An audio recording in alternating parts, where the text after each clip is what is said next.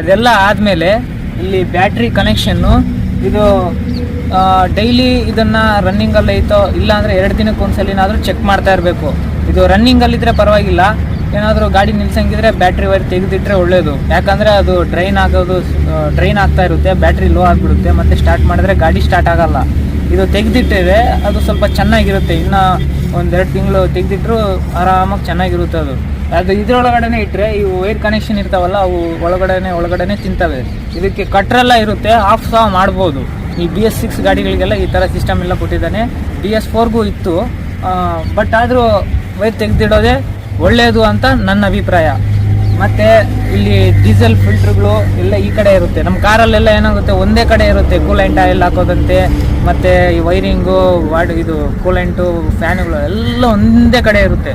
ಆದರೆ ಇದರಲ್ಲಿ diesel filter ಇವೆಲ್ಲ ಕೂಡ ಸಪ್ರೇಟಾಗಿರ್ತವೆ. ಅವನ್ನೆಲ್ಲ ಕೂಡ ಅಬ್ಸರ್ವ್ ಮಾಡಬೇಕಾಗುತ್ತೆ.